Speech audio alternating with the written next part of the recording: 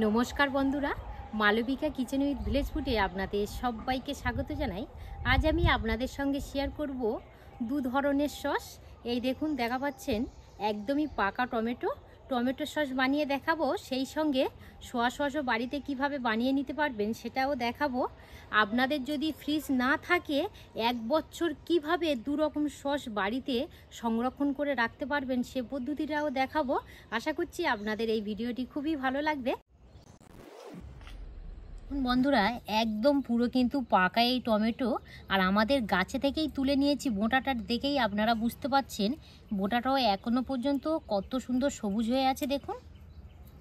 এবারে এইভাবে প্রত্যেক টমেটোর মধ্যে বোঁটাটা ছাড়িয়ে নেব।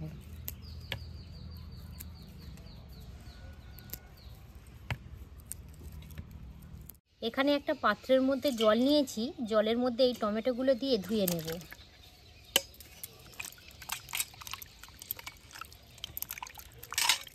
বাজারে টমেটোর দাম একদমই কমে গেছে।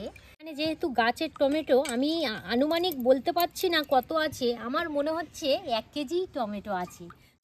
এবারে টমেটোগুলো এইভাবে ছোট ছোট করে কুচে নেব, ঠিক এই রকমই। আর সস বানানোর জন্য টমেটোটা একটু ফ্রেশ দেখেই নিতে হবে। টমেটোর গাটা শুধু দেখুন কত সুন্দর। এই দেখুন, টমেটোগুলো এইভাবে ছোট ছোট করে কুটে নিয়েছি। এবারে উনানের কাছে চলে যাব। একটা কড়া বসিয়ে দেব। কড়ার মধ্যে কিছুটা জল নিয়েছি। এই জলের মধ্যে টমেটো কোচাগুলো দিয়ে দেব। লবণ আমি এখানে 1/2 চামচ দিয়ে দিলাম। এবারে চাপা দিয়ে লো টু মিডিয়াম আঁচে 5 মিনিট জাল করে ভালো করে টমেটোগুলো সিদ্ধ করে নেব। 5 মিনিট হয়ে গেছে, চাপাটা খুলে নেব। টমেটোগুলো আদা সিদ্ধ হয়ে গেছে। এই সময়ে আমি দিয়ে দেব এখানে আদা রসুন পেঁয়াজ নিয়েছি।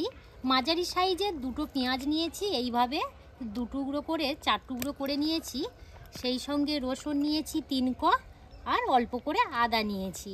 আপনারা এই সসটা নিরামিষভাবেও বানিয়ে নিতে পারেন। চাপা দিয়ে এবারে 2 থেকে 3 মিনিট আরও ফুটিয়ে নেব। আরও 3 থেকে 4 মিনিট ফুটিয়ে নিয়েছি। খুব সুন্দর করে সব একসঙ্গে সিদ্ধ হয়ে গেছে। এখানে আমি ছাঁকনির সাহায্যে এবার আমি এইভাবে ছেঁকে নেব। একদমই ঠান্ডা করে নিয়েছি। এখানে একটা মিক্স জার নিয়েছি। এবার মিক্স জারের মধ্যে দিয়ে দেব। গরম অবস্থায় দিতে যাবেন না। এবারে ভালো করে ব্লেন্ড করে নেব। ব্লেন্ড করে নিয়ে এসেছি। এবারে ছাঁকুনির সাহায্যে এইভাবে অল্প অল্প করে দেব আর ছেঁকে নেব, যাতে কোনো রকম এই টমেটোর দানাগুলো না যায়।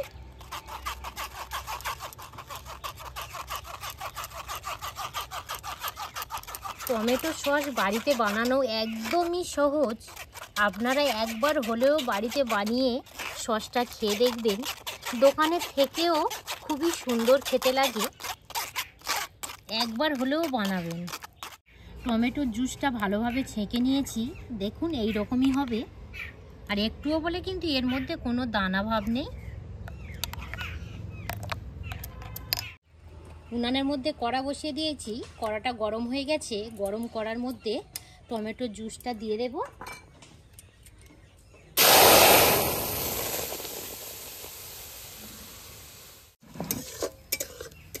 যখনই টমেটো জুসটা ফুটতে শুরু করবে সেই সময় চিনিটা দিয়ে দেবেন। এখানে আমি 4 চামচ চিনি দিয়ে দেব। আর চিনির পরিমাণটা আপনারা কমিয়ে বাড়িয়ে দিতে পারেন।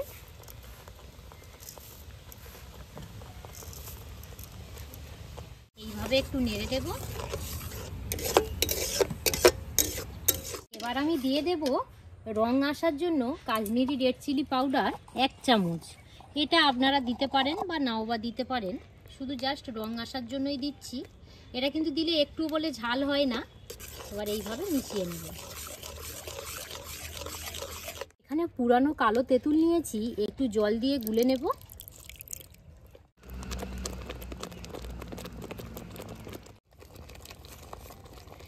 তেঁতুল বন্ধুরা দেখলেই জিভে থেকে জল এসে যায়।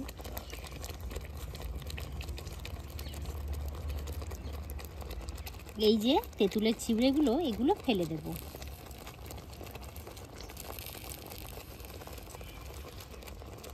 সসের মধ্যে আমি 2 চামচের মতো দিয়ে দিলাম।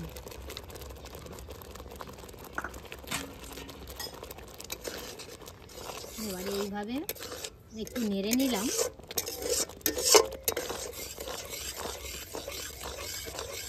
এই যে তেঁতুলের লিকুইডটা দিলাম, সসটা কিন্তু বাড়িতে অনেক দিন ভালো থাকবে। আপনারা একটু দেওয়ার চেষ্টা করবেন, আর খেতেও ভালো লাগবে। বাড়িতে একবার হলেও সস বানিয়ে খাবেন। আর যদি বা না বানান সস, অনেকটাই কিন্তু বন্ধুরা মিস করবেন, কারণ টমেটোর দাম অনেকটাই কমে গেছে। আর একদম সহজ পদ্ধতিতে আপনাদের সঙ্গে শেয়ার করছি। এবারে একটু নাড়াচাড়া করে নিতে হবে, যেহেতু সসটা যতক্ষণ না পর্যন্ত গাঢ় ভাবটা আসছে ততক্ষণ পর্যন্ত ফুটিয়ে নেব। না হলে কি হবে, সসটা বেশি দিন রাখা যাবে না, তাড়াতাড়ি খারাপ হয়ে যাবে। একদম পুরো বন্ধুরা পারফেক্টভাবে সস তৈরি হয়ে গেছে। এবার আমি ঘনত্বটা দেখাবো। এই দেখুন ঘনত্বটা দেখুন। যখনই এইরকমই মোটা একটা ঘনত্ব চলে আসবে তখনই বুঝতে পারবেন যে পারফেক্টভাবে সসটা বানানো হয়ে গেছে। আর কালারটা দেখুন কত সুন্দর লাগছে। এই যে সসটা হয়েছে আনুমানিক 1 কেজি টমেটোর সস হয়েছে। এবার আমি বলে রাখি, আপনারা যদি এই সসটা 15 দিন বা 20 দিন বা 1 মাস যদি খেতে চান, তাহলে কিন্তু এইভাবেই রেখে দেবেন। যদি আপনারা সংরক্ষণ করে রাখতে চান 4 থেকে 5 মাস, তাহলে কিন্তু ভিনিগার 1 চিপি দিয়ে দিতে হবে। দেখুন এই ভিনিগার এইভাবে দিয়ে দিলাম। ভিনিগারটা দিলে কি হয়, হঠাৎ নষ্ট হয় না, অনেক দিন ভালো থাকে। যেসব বন্ধুদের ফ্রিজ নেই, আপনারা ভিনিগার দিয়ে রেখে দিতে পারেন, ফ্রিজের আর কোনো প্রয়োজন হবে না। এবার আমি একটা পাত্রের মধ্যে তুলে নেব। একদম পুরো বন্ধুরা নির্ভেজাল সস। বাজারে আমরা কিনে খাই কত রকমের কেমিক্যাল দেওয়া থাকে, এটা একদম ঘরেতে বানানো নির্ভেজাল সসটা দেখুন। আর কালারটা কত সুন্দর হয়েছে দেখুন।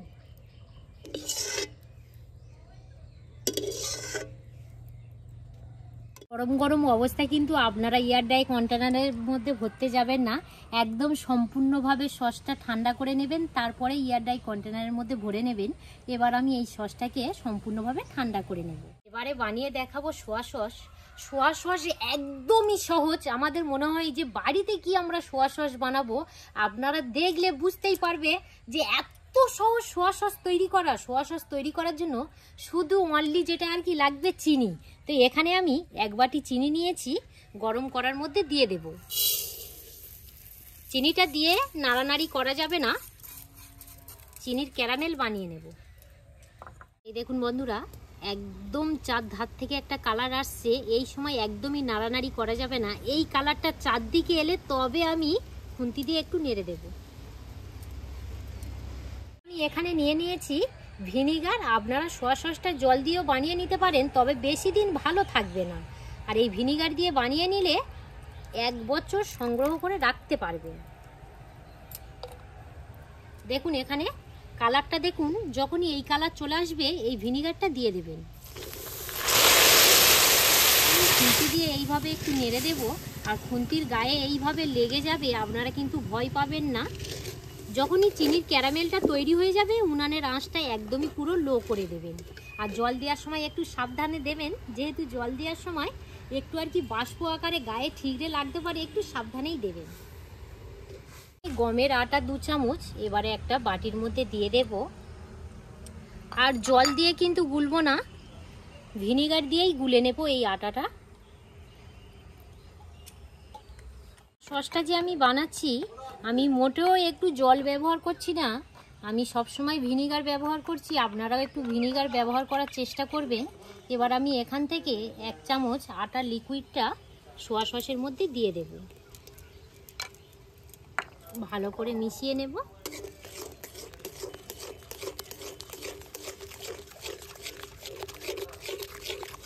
সসটা একটা পাত্রের মধ্যে ঢেলে নেব। সসের ঘনত্বটা দেখাবো। এই দেখুন এই রকমই কালারটা আসবে। এই দেখুন, এদিকে নির্ভেজাল টমেটো সস একদম পুরো রেডি। এই দেখুন আর সোয়া সসও রেডি। আপাতত হাতের কাছে নেই, তো এখানে একটা বোতল নিয়েছি আর সম্পূর্ণভাবে সোয়া সসটা ঠান্ডা করে নিয়েছি। এবারে বোতলের মধ্যে ভরে নেব। সোয়া সস একদম রেডি। সসটাও একটা বোতলের মধ্যে ভরে নেব।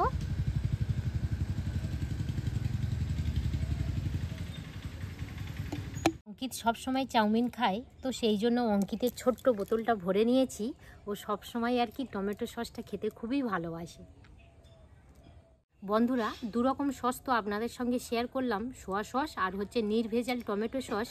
আপনারা কিন্তু ফ্রিজের মধ্যে রেখেও খেতে পারেন, যেহেতু আমার ভিনিগার দেওয়া আছে দুটো সসের মধ্যে। তো ফ্রিজ যদি না থাকে এমনি বাইরেতে রেখে দিয়েও খেতে পারবেন। মিনিমাম তো কমপক্ষে 5 থেকে 6 মাস তো ভালো থাকবেই। আপনারা এই পদ্ধতিতে বানিয়ে সংরক্ষণ করে রাখতে পারবেন। এবার আমি টেস্ট করে নেব। এই দেখুন, সসটা যখনই তৈরি করবেন এইভাবে আর কি একটা পাত্রের মধ্যে দিয়ে একটু আর কি আর করে দেবেন, যেখানেই দেবেন সেখানেই বসে থাকবে, মানে একদম পারফেক্ট সস হয়ে গেছে। আর আমরা দোকান থেকে কিনে খাই, দেখবেন যে কোনো পাত্রে ফেললে এইভাবে আর করলে গড়িয়ে চলে যাচ্ছে, মানে বিভিন্ন রকমের জিনিস দেওয়া থাকে।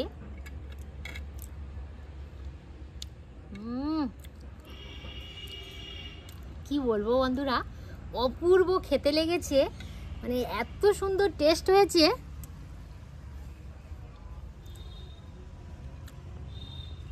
অঙ্কিত যদি জানতে পারে 3-4 দিনের মধ্যেই শেষ করে দেবে। এবারে সোয়া সসটাও একটু চেক করে নেব।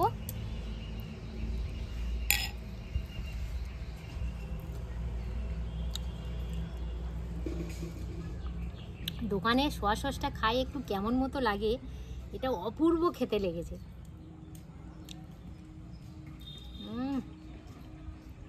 আপনারা বাড়িতে একবার হলেও টমেটো সস আর সোয়া সসটা বানিয়ে দেখবেন, অপূর্ব খেতে লাগবে। অবশ্যই কিন্তু বাড়িতে এই সময়ে একবার হলেও বানাবেন, আমি রিকোয়েস্ট করেই বলছি। পর্বটা এখানেই শেষ করলাম। আপনারা সবাই সুস্থ থাকবেন, ভালো থাকবেন, আর এতক্ষণ আমাদের সঙ্গে সময় কাটার জন্য আপনাদেরকে অসংখ্য অসংখ্য ধন্যবাদ জানাই।